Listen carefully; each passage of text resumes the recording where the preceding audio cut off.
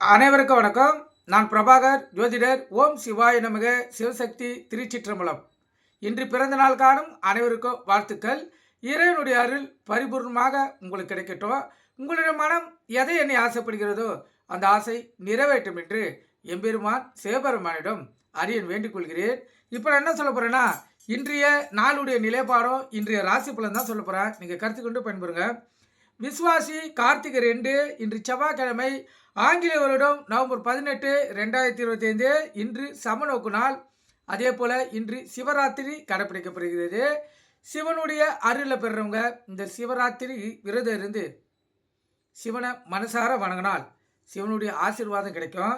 சிவனை பொறுத்த மட்டும் ஒரு ஜாதகருக்கு சோதனை மேல் சோதனை கொடுத்து வேதனை கொடுத்து அப்புறமா பலனை தருவார்.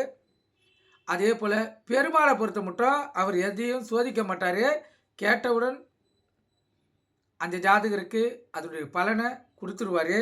ஆனால் பூர்வ புண்ணிய கர்மாவை கழிக்க மாட்டார்.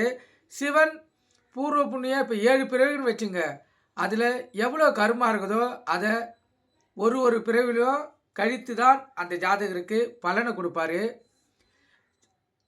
இந்த பிறவில் கஷ்டங்களை அதிகமாக அனுபவித்தாலும் அடுத்த பிறவில் சுகமான வாழ்க்கையை அந்த ஜாதகர் பெறலாம். ஆனால் இந்த பிறவிலேயே மிகவும் துன்பங்களை அனுபவித்து கஷ்டத்தில் இருக்கிறவங்க எம்பெருமான இந்த சிவராத்திரியில் மனமுருகி உங்களுடைய கோரிக்கைகளான எதுவாக இருந்தாலும் இன்ற பிறவியில் இந்த துன்பங்கள் கஷ்டங்கள் போதும், மீதி கஷ்டங்கள் துன்பங்களை அடுத்த பிறவியில் இறைவா எனக்கு கொடு, இதுக்கு மேல் என்னால் இந்த உலகத்தில் இந்த கஷ்டத்தோடு வாழ முடியாது என்று மனதார உருகி சிவபெருமானிடம் முறையிட்டீங்கன்னா உங்களுடைய இந்த பிறவியில் இருக்க கஷ்டங்கள் அனைத்தும் நீங்கி மகிழ்ச்சிகரமான வாழ்க்கை அமையும். மீதி கஷ்டங்களை அடுத்த பிறவியில் தொடரட்டும் என்று நினைத்துங்க. கண்டிப்பாக 100% நடக்கும். இதை ஒவ்வொரு சிவராத்திரி என்றும் நீங்கள் வேண்டினீங்கன்னா கண்டிப்பாக நவகிரகங்கள் அருளோடு 9வது சிவராத்திரி அன்று அதுக்குள்ளேயே நடந்துடும். அப்படியே நடக்கலைன்னா 9வது சிவராத்திரிக்குள்ளே உங்களுடைய கோரிக்கைகள் நிச்சயமாக வென்றெடுக்க முடியும். கருத்தில் கொள்ளுங்கள்.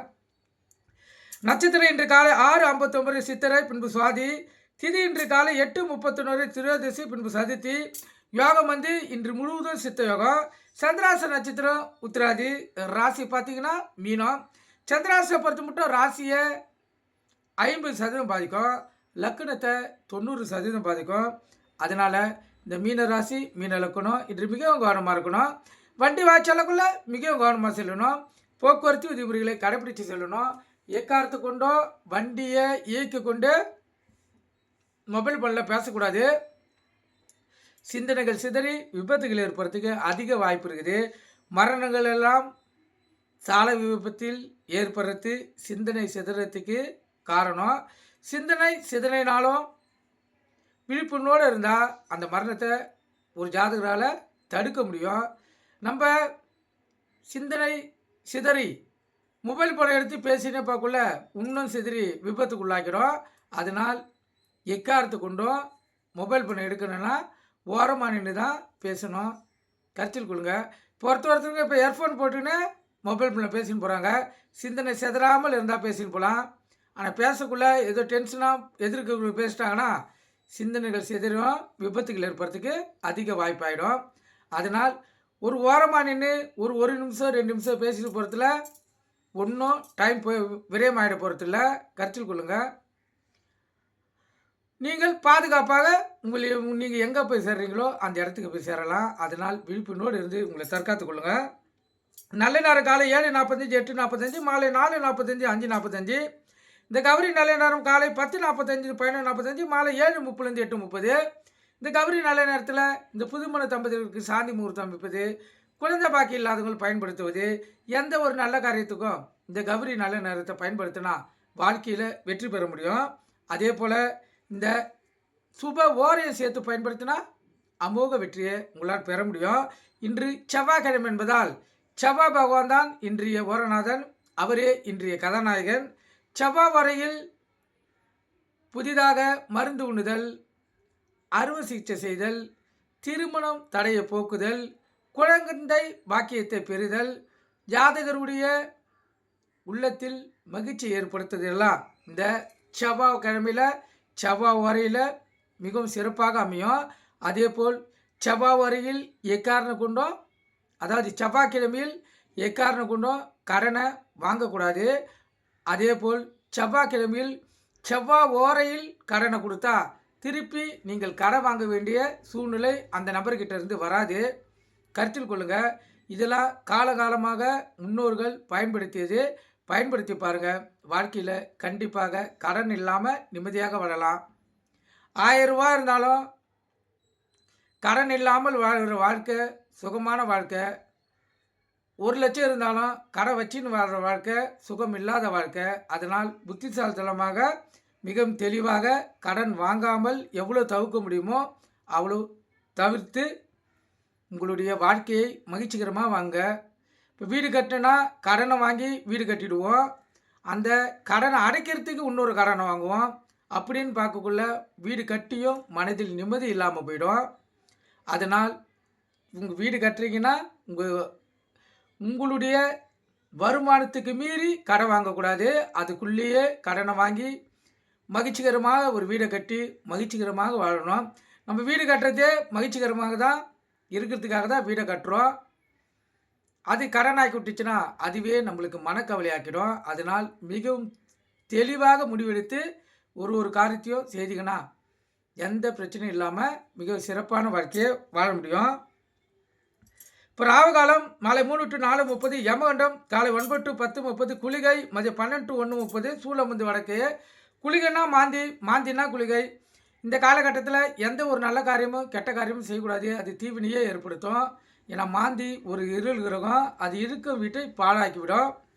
சூலம் வடக்கே. இன்று கோயிலுக்கு சென்றால் வடக்கு சைடு பார்த்து தான் கற்பூரமும் விளக்கை ஏற்றணும். அப்போ தான் உங்களுடைய நியாயமான கோரிக்கைகள் எதுவாக இருந்தாலும் இறைவன் முழு அருளோடு உங்களை நிறைவேற்றி வைப்பார். கருத்தில் கொள்ளுங்கள். ஏன்னா அந்தந்த தசநாதன் வழி நடத்தக்குள்ள அந்தந்த தசையை பயன்படுத்தினால்தான் வாழ்க்கையில் வெற்றி பெற முடியும். இப்போ எடுத்துக்காட்டுக்கு ஒருத்தவங்க கீரை விற்கிறாங்கன்னா அவங்க இந்த வடக்கு நோக்கி செல்லக்குள்ள அவங்களுக்கு அமோகமான வியாபாரம் நடக்கும். கருத்தில் கொள்ளுங்கள். இதில் வியாபாரியுடைய சூட்சமாக தெற்கு தசநாதன் வழி நடத்தினா அந்த தெற்கு திசை சென்றாங்கன்னா அதிக வியாபாரம் ஆகும். மற்ற திசை செல்லக்குள்ள சுமாராக தான் வியாபாரம் ஆகும். இதெல்லாம் சரியான முறையில் தொழில் தெரிஞ்சவங்க பயன்படுத்தினாங்கன்னா கண்டிப்பாக 100% அவங்களுக்கு வெற்றி பெற முடியும்.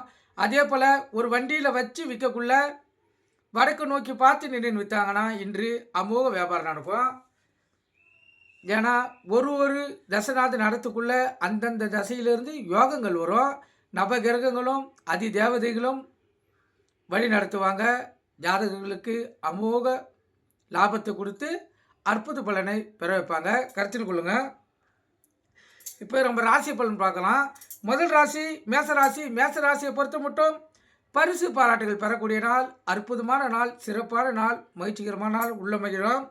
ரிஷப ராசியை பொறுத்த மட்டும் ஆசை அதிகமாக இருக்கும்.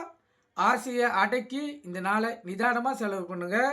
உங்களுக்கு இந்த நாள் சிறப்பான நாளாக அமையும். மிதுன ராசியை பொறுத்த மட்டும் நன்மையான நாள், மகிழ்ச்சிகரமான நாள், சுகமான நாள்னே சொல்லலாம். அற்புதம். கடகராசியை பொறுத்த மட்டும் அடுத்தனுடைய உதவி, கருணை, பரிவு இதெல்லாம் தேவைப்படுது. அதனால் விழிப்புணர்வோடு இருங்க.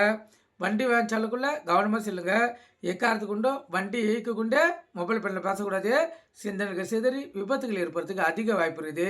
அதனால் கடகராசிக்காரர்கள் மிக கவனமாக இந்த நாளை செலவு செய்யுங்க. சிம்ம ராசியை பொறுத்த மட்டும் நலமான நாள், சிறப்பான நாள், மகிழ்ச்சிகரமான நாள், உள்ள மகிழக்கூடிய நாள், அற்புதம். கன்னிராசியை பொறுத்த மட்டும் அன்பு அதிகமாக கிடைக்கும். கணவன் மனைவிடையே ஒற்றுமை நெருக்கமும் அதிகமாக இருக்கும். அலுவலகத்திலும் மதிப்பு மரியாதை உயரும். சிறப்பான நாள். துலா ராசியை பொறுத்த மட்டும் அடுத்தவங்களுடைய ஆதரவு, கருணை, பரிவு இதெல்லாம் ஏற்படுகிற நாள். அதனால் மிகவும் கவனமாக இருங்க. அதாவது துலா ராசிக்காரர்கள் மேல் அதிகாரிகிட்ட பேசக்குள்ள கவனமாக பேசணும். அதே போல் பெண்கள் விஷயத்தில் மிக எச்சரிக்கையாக இருக்கணும். தேவையில்லாத பிரச்சனை வரத்துக்கு அதிக வாய்ப்பு இருக்குது.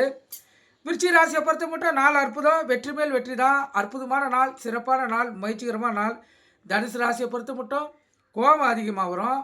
கோபத்தை அடக்கி பொறுமை காத்து நிதானமாக இந்த நாள் நீங்கள் செலவு செய்யணும். மகர ராசியை பொறுத்த மட்டும் நிம்மதியான நாள், மகிழ்ச்சிகரமான நாள், உள்ள மகிழக்கூடிய நாள். கணவன் மனைவிடையே ஒற்றுமை நெருக்கமும் அதிகமாக இருக்கும். அலுவலகத்திலையும் மதிப்பு மரியாதை அன்பு அதிகமாக கிடைக்கும். உயர் அதிகாரிகிட்டையும் பரிசு பாராட்டுகளை பெறுவீங்க. அற்புதமான நாள். கும்பராசியை பொறுத்த மட்டும் பண விரயம், பொருள் விரயம், மன கஷ்டம், தடங்கள் இது எல்லாம் வரக்கூடிய நாள். அதனால் மிக மிக விழிப்புணர்வோடு இருந்து உங்களை தற்காத்து கொள்ளுங்க. உங்கள் இஷ்ட தெய்வத்தையும் குல தெய்வத்தையும் வணங்குங்க. கோபத்தை அடக்குங்க. அமைதியான முறையில் இந்த நாளை செலவு செய்தீங்கன்னா இந்த நாள் உங்களுக்கு நிம்மதியான நாளாக அமையும். விழிப்புணர்வோடு இருந்து உங்களை தற்காத்து கொள்ளுங்க. மீன ராசியை பொறுத்த மட்டும் சுகமான நாள், மகிழ்ச்சிகரமான நாள், உள்ள மகிழக்கூடிய நாள். கணவன் மனைவிடையே ஒற்றுமை நெருக்கம் அதிகமாக இருக்கும். அலுவலகத்தையும் மதிப்பு மரியாதை உயரும். அதே போல் வெளி வட்டாரத்திலையும் சுகமான அனுபவங்கள் ஏற்படுறதுக்கு இன்று அதிக வாய்ப்பு இருக்குது. இப்போ இந்த மீன ராசிக்கு சந்திரராசி இருப்பதால் கவனமாக இருங்க. வண்டி வாய்ச்சலுக்குள்ளே கவனமாக செல்லுங்க. போக்குவரத்து விதிமுறைகளை கடைபிடிச்சு செல்லுங்க. ஏக்காரத்தை கொண்டும் வண்டியை இயக்கிக் கொண்டு மொபைல் ஃபோனில் பேசக்கூடாது. சிந்தனைகள் சிதறி விபத்துகள் ஏற்படுறதுக்கு அதிக வாய்ப்பு இருக்குது. எது எப்படி இருந்தாலும் சிந்தித்து மிகவும் தெளிவாக இந்த நாளை செலவு செய்யுங்க. ஆண்ட ஒரு நாள் இந்த நாள் உங்களுக்கு சிறப்பான நாளாக அமையும். கருத்து கொண்டு பயன்பெறுங்க. நன்றி, வணக்கம், வாழ்க வளமுடன்.